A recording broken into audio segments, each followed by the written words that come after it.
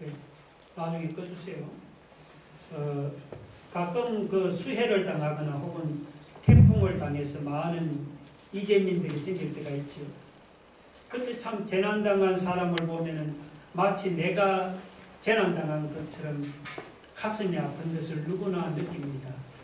그래서 많은 국민들이 자기하고 직접 관계가 없지만은 어려움을 당한 사람을 불쌍히 여기는 마음에서 작은 도움이 손길이나마 베풀려고 재난지원금을 보내기도 하지. 그런데 아무리 불쌍해도 도와줄 수가 없을 때도 있습니다. 예를 들면 사람이 죽어버린 경우가 그렇죠. 병에 걸려 누워있는 사람이나 혹은 사고로 부상당한 사람은 나름대로 그래도 도와줄 수가 있잖아요. 형편이 되면 치료비를 도와줄 수도 있고, 돈이 없으면은 따뜻한 위로의 말 한마디도 어려움을 당한 사람에게는 얼마나 큰 힘이 되는지 모릅니다. 근데 사람이 죽어버리면은 더 이상 도와주려고 해도 도와줄 수가 없습니다. 할 수 있는 것이라고는 유족들을 위로하는 것 뿐이지요.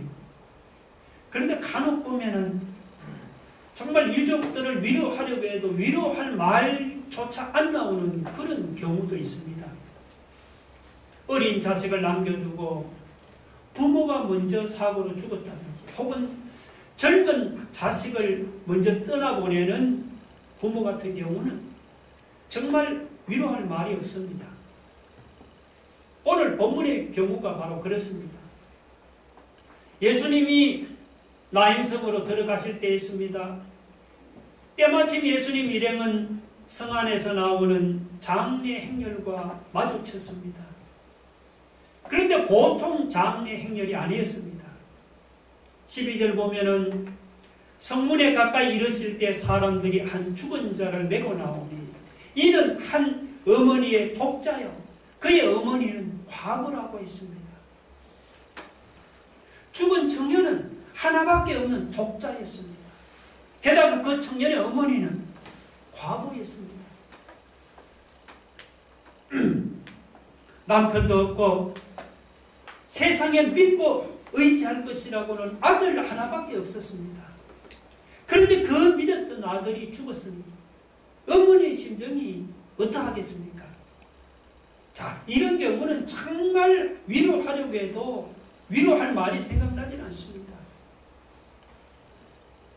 그래서 사람들은 자기가 도와줄 수 없는 난처한 경우를 만나면은 할 수만 있으면 그 상황을 피해가려고 하지요. 한번 생각해 보세요. 어려움에 빠진 사람에게 아무런 도움이나 위로를 주지도 못하는데 만나본들 무슨 유익이 있겠습니까? 그냥 마음의 부담감만 느낄 뿐이죠. 그래서 사람들은 자기가 도와줄 수 없는 난처한 문제는 그냥 피해가려고 하지요. 그런데 예수님은 우리하고 다릅니다.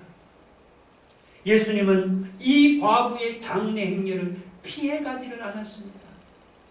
13절 보면 주께서 과부를 보시고 불쌍히 여기사 울지 말라 하시고 가까이 가서 그관에 손을 대시니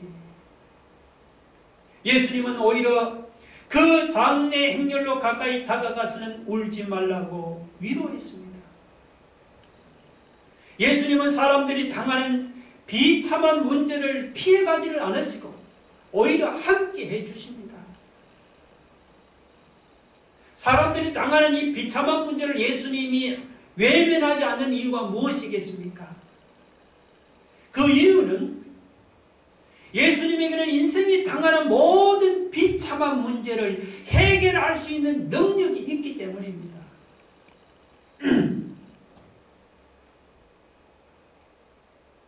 물론 우리도 본문의 과부를 불쌍히 여길 수는 있지요. 찾아가서 우리도 위로해 줄 수는 있습니다. 그러나 우리는 그것뿐입니다. 우리가 불쌍히 여기고 위로한다고 과부가 당한 그 비참한 문제를 우리가 해결해 줄 수는 없지 않습니까? 우리가 과부를 불쌍히 여기고 위로한다고 과부의 죽은 외아들을 우리가 살릴 수는 없지 않아요. 이것이 바로 우리의 한계입니다. 그런데 예수님은 우리가 달라요. 예수님은 우리를 불쌍히 여기시고 울지 말라고 우리를 위로만 하는 것이 아니고, 물론 우리를 불쌍히 여기시고 우리를 위로하기도 하지만 동시에 예수님은 우리가 처한 비참한 문제를 해결하고 우리가 처한 난처한 문제를 해결하실 수도 있는 것입니다. 예수님과 우리 사이에 가장 큰 차이점이 있다면 바로 이것입니다. 예수님의 과거를 불쌍히 여기시고 그냥 위로만 하고 끝낸 것이 아니지요. 예수님의 과거를 불쌍히 여기신 후에 그 과거의 죽은 아들을 여러분 다시 살렸습니다. 예수님의 과거를 불쌍히 여기신 후에 과거의 그 가장 비참한 문제를 해결했습니다. 예수님은 우리를 불쌍히 여기시고 우리를 위로할 뿐만이 아니고 예수님은 우리가 당한 문제를 해결할 수 있는 분이시기도 하십니다. 여러분 그 사실 믿으십니까? 그러면 우리가 해결할 수 없다고 여러분 포기하지 맙시다. 우리가 해결할 수 없는 문제도 예수님은 해결하실 수가 있는 거예요. 우리가 고칠 수 없는 병자도 예수님은 고칠 수가 있는 거예요. 우리가 살릴 수 없는 죽은 사람도 예수님은 여러분 살릴 수가 있는 거예요. 물론 우리는 예수님이 우리 문제를 어떻게 해결하실지 우리는 알 수가 없죠. 중요한 것은 우리가 믿음으로 예수님 앞으로 나가는 것입니다. 우리가 믿음으로 예수님 앞으로 나가면 우리를 불쌍히 여기는 주님이 오늘 여러분이 당하는 모든 문제를 해결해 주실 줄로 여러분 믿으시기 바랍니다. 자, 본문을 보시면 예수님이 이 과부의 죽은 아들을 살리면서 많은 말씀을 하질 않았지요. 딱 두 마디 말씀을 했습니다. 하나는 과부에게 울지 말라는 것이죠. 울지 말라. 또 하나는 죽은 청년을 향해서 일어나라는 것입니다. 오늘 이 시간에 예수님의 이 두 마디 말씀을 통해서 한번 은혜를 나누고자 합니다. 자, 먼저 이 울지 말라. 이 울지 말라는 말씀에 대해서 생각을 해봅시다. 지금 이 과부는 하나밖에 없는 외아들을 잃어버렸습니다. 그동안 이 과부는 그 아들 하나만을 믿고 살아왔는데 하늘처럼 믿고 의지했던 외아들이 죽은 것입니다. 그 슬픔을 여러분 어찌다 말로 표현할 수가 있겠습니까? 지금 이 과부가 당한 슬픔은 뭐 누가 울라고 해서 울고 누가 울지 말라고 해서 울지 않을 성질의 것이 아니지요. 여러분 사람이 이런 슬픔을 당할 때는 옆에서 무슨 말을 해도 위로가 안 되지요. 그냥 막 실컷 울라고 하는 것이 최선의 방법입니다. 괜히 옆에서 어설픈 위로를 할 것이 아니고 그냥 같이 옆에서 슬퍼하고 같이 울어주는 것 말고는 다른 방법이 없죠. 그런데도 예수님이 이 과부에게 울지 말라고 말씀했습니다. 사랑하는 아들을 먼저 떠나보낸 슬픔을 이기지 못해 우는 과부에게 주님은 울지 말라고 말씀했습니다. 주님이 왜 이 과부에게 울지 말라고 말씀했을까요? 우리 본들 뭐 죽은 아들이 다시 살아올 수 없으니 이루어질 수 없는 기대를 빨리 접어버리고 눈물 닦고 그냥 현실에 적응해서 살아가라는 그런 말일까요? 예수는 그런 뜻으로 울지 말라고 말씀한 것이 아니지요. 물론 현실에 적응하지 못하고 그냥 아웃사이더로 살아가는 것보다는 현실에 적응해서 살아가는 것이 바람직하지요. 그러나 우리가 현실에 적응해서만 살아가면 더 나은 미래에 대한 희망을 기대할 수가 없잖아요. 예수님은 현실에 적응해서 살아가는 현실 순응주의자가 결코 아닙니다. 예수님은 아무 그냥 대책도 없이 이 과부에게 울지 말라고 말씀한 것이 아니죠. 예수님은 이 과부가 당한 슬픔의 원인을 끊어버릴 수 있기 때문에 울지 말라고 하신 것입니다.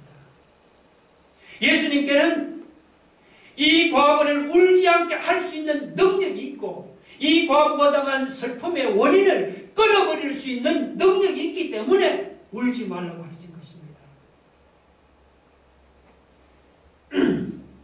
실제로 아들을 잃고 울고 있던 과부가 예수님을 만나자 어떻게 돼요? 도무지 그칠 것 같이 하던 울음이 그치지를 않았습니까? 단순히 울음만이 그친 게 아니죠. 그 울음이 웃음으로 변하고 그 슬픔이 기쁨으로 변하지 않았습니까? 예수님을 만난 후에 죽었던 아들이 다시 살아났으니 그 울음이 웃음으로 바뀌고 그 슬픔이 기쁨으로 바뀐 것이 아니고 무엇이겠습니까? 여러분, 울음이 그치지 않고 슬픔이 그치지 않은 일이 이 과부에게만 있는 것이 아니죠. 지금도 우리 주변에 보면 이런 사람이 한두 명이 아니잖아요. 지금 우리가 국민소득이 3만 불이 넘은 우리나라에서요. 아직도 배가 고파서 울고 있는 어린아이가 한두 명이 아닙니다. 결혼을 포기하고 직장을 포기하고 꿈을 포기한 채 울고 있는 청년들이 얼마나 많습니까? 계속되는 코로나로 장사를 포기한 채 울고 있는 자영업자들이 또 얼마나 많습니까? 자고 나면은 천정부지로 뛰는 집값 때문에 허리띠를 그냥 졸라매고 졸라매도 내 집 한 칸을 마련할 수 없어 울고 있는 서민들이 얼마나 많습니까?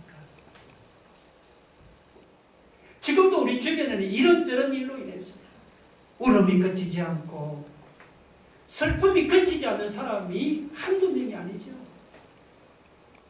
자, 그런 사람들은 우리가 무슨 말을 한들 여러분 솔직히 위로가 되겠습니까? 우리는 그 사람들의 울음소리를 그치게 하지를 못합니다. 우리는 죽었다 깨어나도 사람들의 슬픔을 그치게 하지를 못합니다. 그러나 우리는 할 수가 없지만 주님은 하실 수가 있습니다. 여러분, 죽은 사람도 살리는 주님이 우리 울음소리나 우리가 당하는 이 슬픔 하나를 없애지를 못하겠습니까? 주님은 없앨 수 있기 때문에 지금 울고 있는 우리에게 울지 말라고 말씀하는 것입니다. 여러분, 그 사실 믿으십니까? 그러면 내가 처한 상황이 힘들다고 그냥 울지만 맙시다. 내가 처한 현실이 비참하다고 슬퍼하지만 맙시다. 주님은 어떤 분이죠? 예수님은 우리 눈에서 눈물을 그치게 하는 분입니다. 예수님은 우리가 당하는 슬픔을 그치게 하는 분입니다. 그래서 우리가 그분을, 주님을 바라보면 희망이 있고 소망이 있는 거예요. 내가 처한 상황이나 내가 처한 현실을 바라보면 울 수밖에 없고 슬퍼할 수밖에 없지만 우리가 믿음으로 주님을 바라보고 그분을 바라보면 희망이 있고 소망이 있는 것입니다. 믿으시기 바랍니다.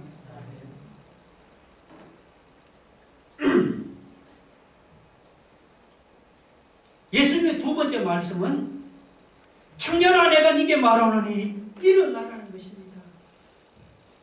자, 여러분 14절 보세요. 가까이 가서 그 관에 손을 대시니 맨자들이 서는지라. 예수께서 이르시되 청년아 내가 네게 말하노니 일어나라 하시니라. 청년아 내가 네게 말하노니 일어나라.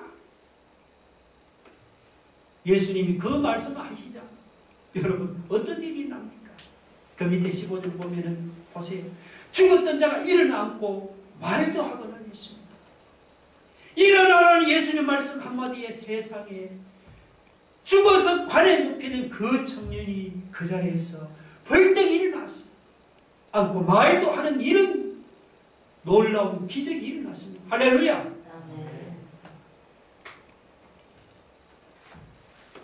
성경을 보시면 죽은 사람을 살린 기적이 예수님 말고도 몇 번 있습니다. 구약 성경에는 엘리야가 병들어 죽은 사르밧 고압의 아들을 살렸습니다. 엘리사도 수넴 여인이 죽은 아들을 살렸죠.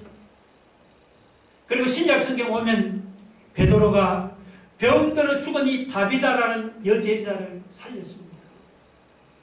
그리고 사도 바울도 유두고라는 죽은 청년을 살렸습니다.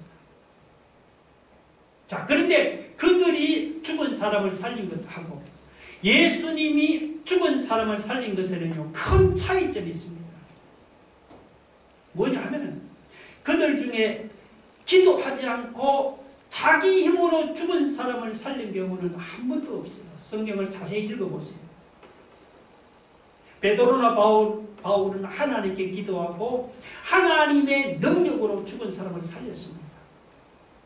구약의 엘리야나 엘리사 선지자도 그들 하나님께 기도하고 하나님의 도우심으로 죽은 사람을 살렸습니다. 그냥 자기 힘으로 살린 것이 아니에요. 그런데 예수님의 경우를 보세요. 예수님은 그들과 달랐습니다. 예수님이 오늘 본문의 나인성 과부의 죽은 아들을 살릴 때는 하나님께 도와달라고 기도하지 않았습니다. 기도했다는 말이 없어요. 그냥 죽은 시체를 향해서 누워있는 시체에게 청년아 내가 네게 말하노니 일어나라 명령했어요. 그러니까 죽었던 청년은 벌떡 일어났습니다. 복음서를 보면 예수님이 죽은 사람을 살린 경우가 이것 말고 두 번 더 있습니다. 한 번은 언제냐? 회당장 야이로의 죽은 딸을 살린 경우입니다. 또 한 번은 죽은 나사로를 살린 경우입니다. 야이로의 딸은 죽은 즉시 살렸고 이 나사로는요 죽은 지 나흘 만에 다시 살렸습니다. 그런데 어느 경우에도 예수님은 그 하나님께 살려달라고 기도하지 않았습니다. 야이로의 죽은 딸을 살릴 때도 주님은 달리다붐이라고 하죠. 달리다붐 소녀야 일어나라 그렇게 명령했습니다. 죽은 지 나흘이 지나 무덤에 장사 지낸 나사로의 무덤 앞에 가서 예수님 잘 아시죠? 나사로야 나오라고 외쳤죠. 명령했습니다. 그러니까 죽은 나사로가 무덤에서 살아나고 야이로의 죽은 딸이 살아났습니다. 자, 사람으로서는 절대로 죽은 사람에게 일어나라고 명령할 수가 있습니까? 100번을 1000번을 명령해본들 죽은 사람이 일어날 리가 마음합니다. 죽은 사람에게 명령할 수 있는 분은 오직 한 분 하나님뿐입니다. 하나님이 일어나라고 명령하시면 죽은 사람도 일어나는 겁니다.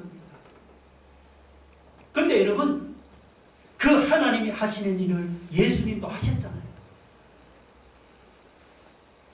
예수님이 죽은 사람을 살려달라고 하나님께 기도하지도 않았습니다. 그냥 일어나라고 명령만 했는데 죽은 청년이 일어나고 죽은 소녀가 일어나고 무덤 속에 묻혀있던 죽은 나사로가 일어났습니다. 이것은 무엇을 의미하는 것입니까? 이것은 바로 예수님이 바로 하나님이라는 그런 말이죠. 오늘 우리가 믿는 예수님이 여러분 하나님이신 줄로 믿으시기 바랍니다.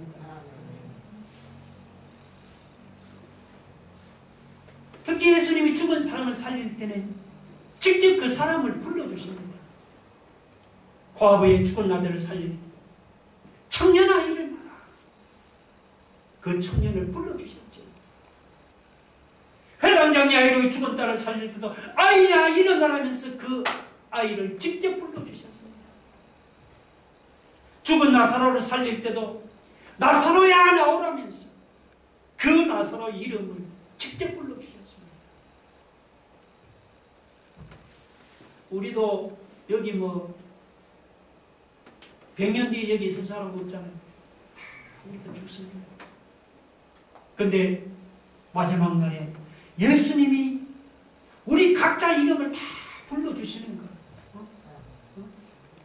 병선아 일어나라. 진호야 나오라고. 예수님 우리 이름을 불러주십니다. 죽었던 사람이 일어나고 무덤에서 다시 살아나는 이런 놀라운 일이 일어날 줄 여러분 믿으시기 바랍니다. 사람에게는 이 죽음이 넘을 수 없는 절대적인 장벽이 아닙니까? 죽으면 그것으로 모든 것이 끝이죠. 이 세상 일은. 그런데 예수님에게는 죽음이 끝이 아닙니다. 예수님께서 일어나라고 말씀하고 명령하면 여러분 죽은 사람도 얼마든지 일어나고 살아날 수 있습니다. 예수님에게는 이 죽음이 넘을 수 없는 절대적인 장벽이 아닙니다. 그러므로 예수 믿는 신자는 우리는 예수님 안에서 우리는 이 죽음의 문제까지 다 해결을 받은 것입니다. 여러분 그 사실 믿습니까? 그러면 우리가 더 이상 무엇을 먹을까 무엇을 마실까 이런 문제로 우리가 염려해서는 안 되지요. 여러분 생각해 보세요. 아니 죽음의 문제까지 해결해 주신 예수님이 우리가 살아가며 먹고 사는 그 문제 하나를 예수님이 해결해 주시지 않겠습니까? 네. 당연히 해결해 주십니다. 그러면 우리는 더 이상 먹고 사는 이런 세상 일에 얽매여 우리가 살 것은 아니죠. 이제부터는 우리가 살아도 주를 위해 살고 죽어도 주를 위해 죽는 사나 죽으나 주님만을 위하는 그런 믿음의 삶을 살아갈 수 있기를 주의 이름으로 축원합니다. 여러분 청년아 일어나라는 예수님 말씀 한마디에 관 속에 누워있던 시체가 살아서 벌떡 일어나는 놀라운 그런 일이 일어났습니다. 사람들은 그 모습을 보고 너무나 큰 충격을 받았습니다. 사람들은 두려워하면서 큰 선지자가 우리 가운데 일어났다고 외쳤습니다. 구약 성경에도 죽은 사람을 살린 선지자가 있었죠. 엘리야와 엘리사 선지자가 바로 그들이었습니다. 자, 그러면 여러분 하나님께서 왜 이스라엘 백성에게 엘리야 선지자를 보내고 엘리사 선지자를 보냈을까요? 사라밧과의 죽은 아들 하나를 살리라고 수넴 여인의 그 죽은 아들 하나를 살리라고 엘리야를 보내고 엘리사를 보냈습니까? 그런 것이 아닙니다. 하나님께서 이스라엘 백성에게 엘리야 선지자를 보내고 엘리사 선지자를 보내신 것은 이스라엘 백성들을 바알 우상으로부터 하나님께로 돌아오도록 하기 위해서였습니다. 사라밧과의 죽은 아들을 살리고 수넴 여인의 죽은 아들을 살린 것은 그것은 지역적인 일에 불과했습니다. 여러분이 엘리사와 엘리야를 읽을 때 이 점을 놓쳐서는 안 됩니다. 이것은 오늘 우리가 이 본문을 읽을 때도 마찬가지입니다. 하나님께서 왜 예수님을 이스라엘 백성에게 보냈을까요? 그저 나인성과의 죽은 아들 하나를 살리라고 주님을 보냈습니까? 회당장 야이로의 죽은 딸 하나를 살리고 죽은 나사로 하나를 살리라고 하나님께서 예수님을 이 땅에 보냈을까요? 그게 아니죠. 하나님께서 예수님을 이스라엘 백성에게 보내신 것은 이스라엘 백성들을 바로 죄에서 구원하기 위해서 주님이 보낸 겁니다. 우리가 본문을 읽을 때 이 점을 놓쳐서는 안 됩니다. 자, 그것은 예수님의 사역에서도 여러분 분명히 드러나죠. 만약에 우리 같으면 이런 여러분 죽은 사람을 살리는 능력이 만약 저에게 있다고 하면 어떻겠습니까? 그러면 저는 하루 종일 그냥 영안실하고 장례식장 다니면서 죽은 사람 다 살릴 거예요. 일어나라. 병들어 죽은 사람도 살려주고 교통사고로 죽은 사람도 살려주고 그냥 공사장에서 떨어 죽은 사람도 살려주고 살릴 겁니다. 생각만 해도 흥미롭지 않습니까? 그런데 예수님은 그렇게 하지 않았단 말이죠. 예수님은 죽은 사람을 살릴 능력이 있는데도 나인성 과부의 그 죽은 아들 한 명만 살려준 거예요. 예수님이 3년 동안 사역하시면서 주님은 회당장 야이로의 딸과 그리고 나사로까지 포함해서 딱 3명만 살려주신 거예요. 저 같으면 그냥 오만 곳에 다니면서 살릴 것 같은데 주님은 그렇게 하지는 않았습니다. 그 대신 주님이 집중하신 것은 무엇이냐?